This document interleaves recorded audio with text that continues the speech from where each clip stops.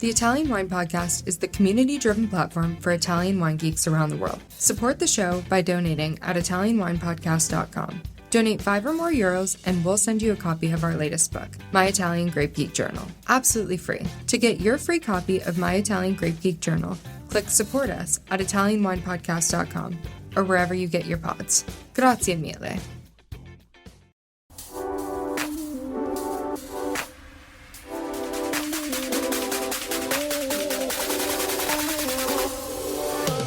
Welcome to another episode of On the Road Edition, hosted by Stevie Kim.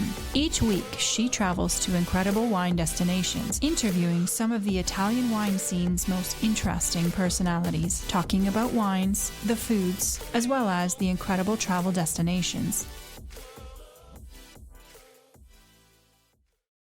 Can you guys introduce yourself, two producers from Rosso Conero area? Antonio, you go first. Yes, I'm the owner of Fattoria Le Terrazze, which is based in Numana, and is one estate about 18 hectares. Most of them are Montepulciano. Okay. I am Paolo Berluti from La Calcinara Winery here in Conero, in Candia Village.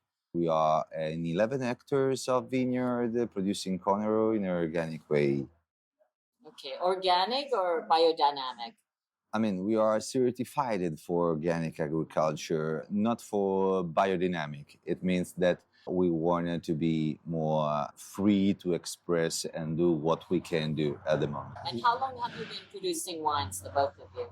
Well, my wine estate belongs to my family since 1882. And we have always been producing wine, but we started bottling it in the late 60s. And what about you, Paolo? Yeah. New, right? Fairly new?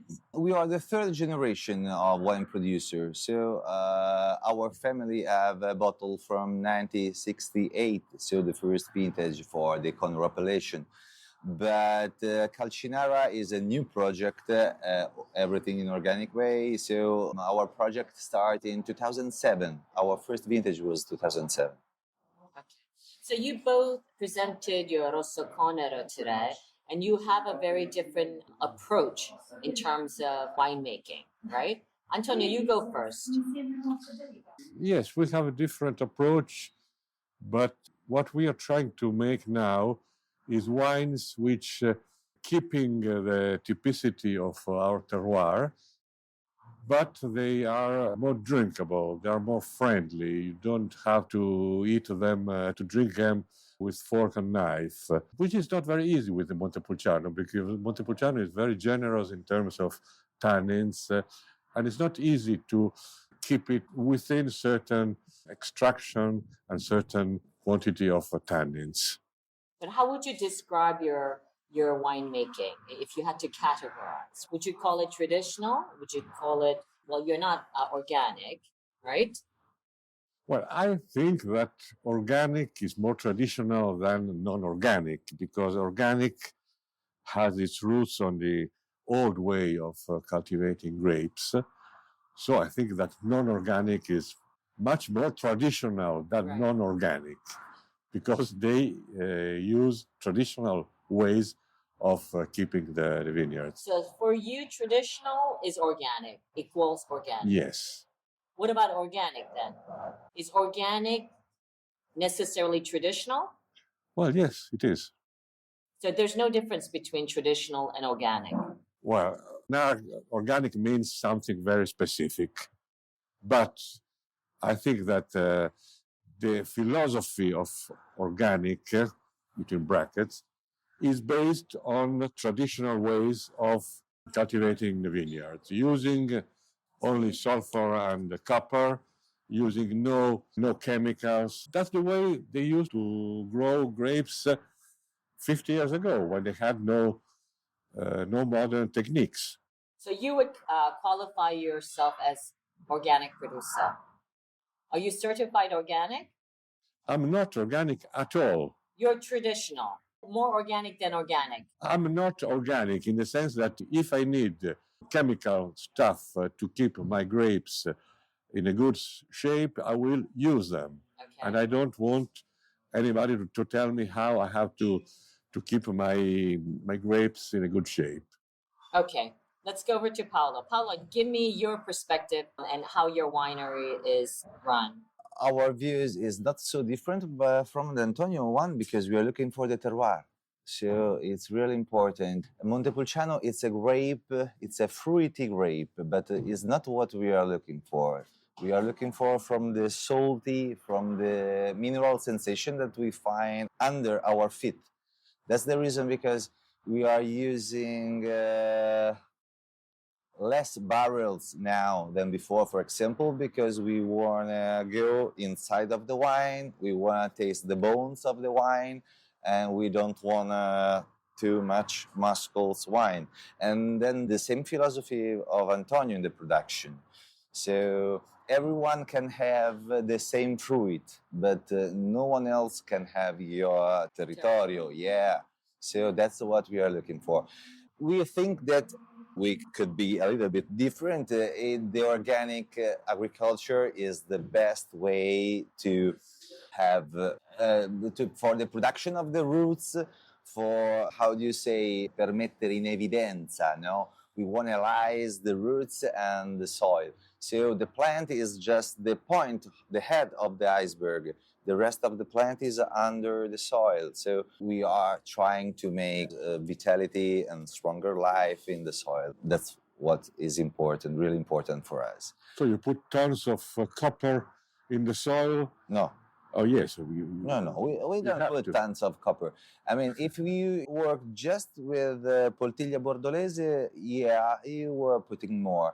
At the moment, we can use little level of copper, and there are not so many problems with sulfur as well. So it means that we try to make more energy in the vineyard using green manure, using different kind of elements and method.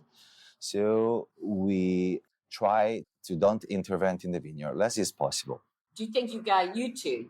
In a way, when I listened to you, at least before, it seemed like you're the extreme opposite of everything. Even Really? the music choices. You're Rolling Stone, you're Bob Dylan. I'm a Rolling Stone as well. I was a teenager in the 60s. I grew up with the Rolling Stones. Come on. Okay. But Yeah. in reality... we follow different paths towards great wines. Different paths doesn't mean extremely different wines, because at the end, being organic or not organic is more a thing of philosophy, ideology, more than different results. You get almost the same grapes, organic or not organic. That's what I think. Antonio was for one headliner of Conero, so I was younger and was drinking the wines from Antonio. So I mean, too old, okay? Yeah. at my birthday, I was drinking Sassi Neri. So I mean, please. No, I think it's nice to have young people like Paolo follow different paths. Maybe they will find a very good path, and maybe one day I will follow it. I don't know. I'm open to new things because I'm old, but I'm not fixed on all this philosophy of thinking. So I invite you to visit us. Okay, I will come. So we can drink everything. Let's go. Yeah. Let's go. It's That's the finished. piece in Rosso Conero between Antonio and Paolo. Thank you very much. Is there anything else you would like to say to our listeners? About the fantastic place of Conero and Come and visit us in summer, but not only in summer, because in summer it's very crowded and a lot of people. It's beautiful because you can swim and whatever. It's very beautiful today. yeah. But if you come in September, October, in winter as well. I think you will be happy visiting us. Well, thank you very much for joining us. This is the Italian Wine Podcast on the Road Edition, and all about Rosso Conero today. See you. Thank you very much. Ciao ragazzi. Ciao.